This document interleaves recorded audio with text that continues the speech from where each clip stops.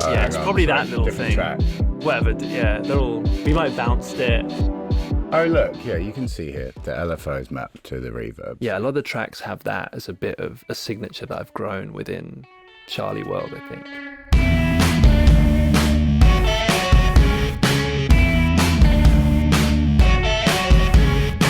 This episode is being supported by Tape It. If you currently use voice notes to record your ideas, you should try Tape It instead. All right, let's start with like the chop and some of the drum elements. Right now. It's like right now.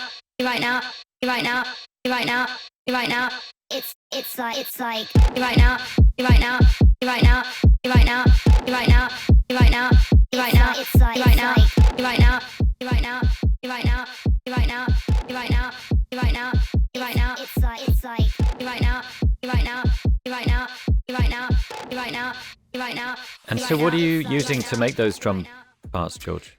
So it's all one of the big things that was actually you could talk about as well, Alex, was like 909 was very across the board from the start of this record, wasn't it? And I was really trying to run with that as well. But also I knew that I wanted to use this kick sound, which is this sort of, it's just a very knocky, like hip hop kick that feels very familiar. We've all heard it before, but it's often used in like Jersey Club, Baltimore Club, like that world. And it's very dark. It's very knocky. It's very like it's not that impressive on its own, but I don't know where this. Do you know anything about the bass drum? If it's like a sort of, I don't know the history of it. Fruity Loops, like Young Chop kind of thing. Sorry, no, it's funny. No, it's great. Also, this doesn't get. It's not like this is the final cut. No, I know. I just, when Alex was like, I don't know the history of it, it just made me laugh. Yeah, always saying that. It's like catchphrase. Anyway, yeah. So then there was a lot of like, okay, how do I tie this? Like, how can I use this kick with an identity that's going to work in Charli World, in Alex World, in BRAT World? So 808s and 909s really is like the vibe. And then there's also quite an interesting like chant, which is kind of actually like a weird sort of DJ Mustard thing, which is like the upbeat.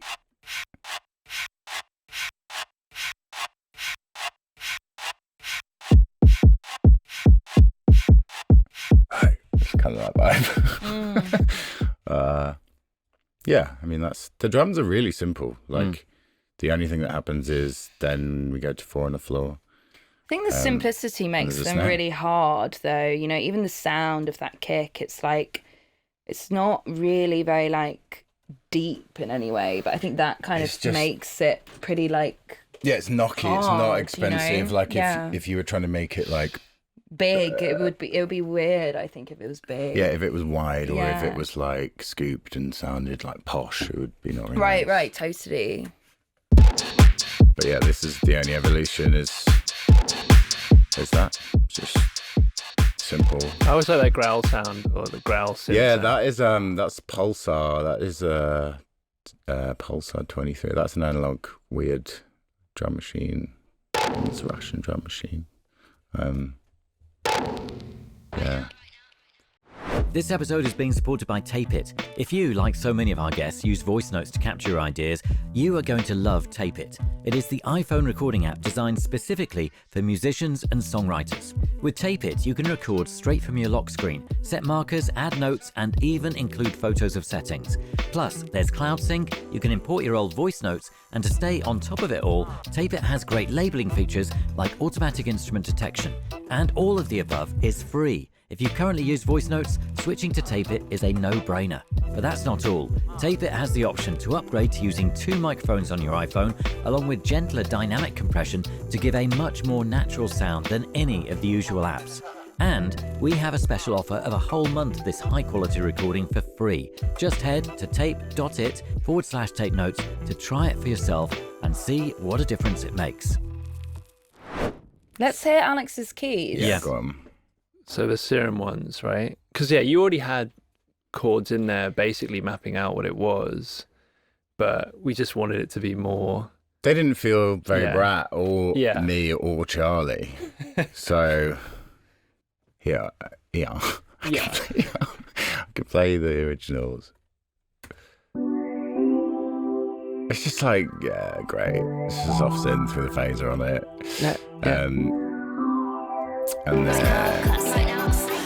And then that was, that was replaced with these guys.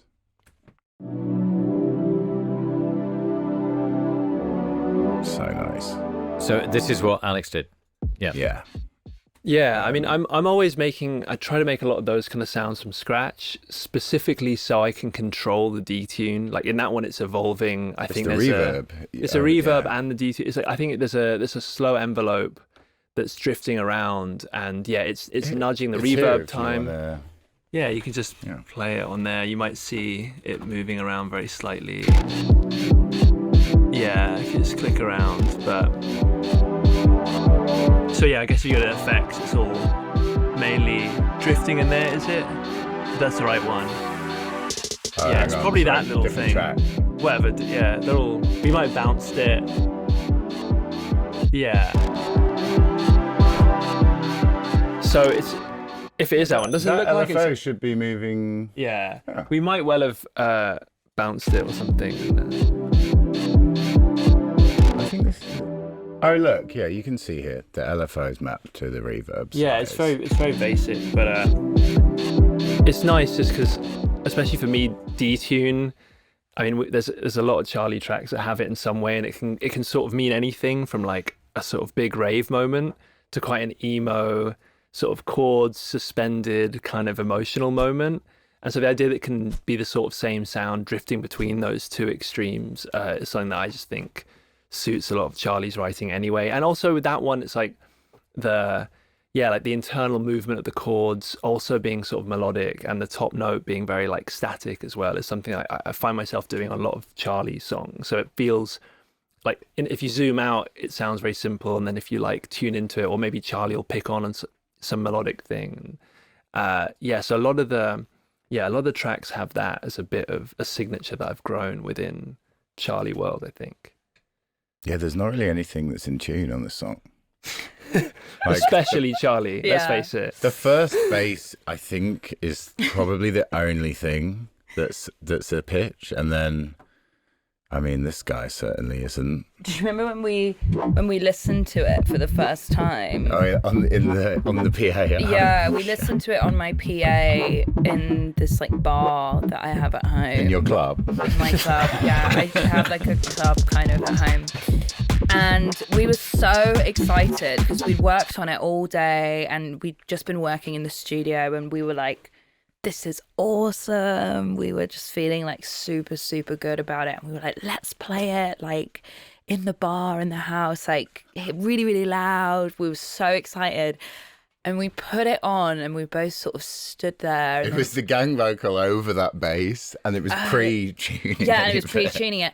And we were kind of listening for like about a minute, and then we looked at each other and we were like, is this really bad? Like, because it was all like totally out of tune. Also, the room is like empty, so the sound is like knocking around the whole room. And we were just looking at each other like, are we crazy? Because about 5 minutes ago, when we were in this like very soundproofed studio, we were having the time of our lives, and now we're like wondering whether we've gone insane. And then you tuned my vocal, and it was fine. It was only half a semitone. It's nothing. Yeah, that always sounds good. Yeah, it's nothing. But I think I was going to say, we can play that, not happening. Don't do that.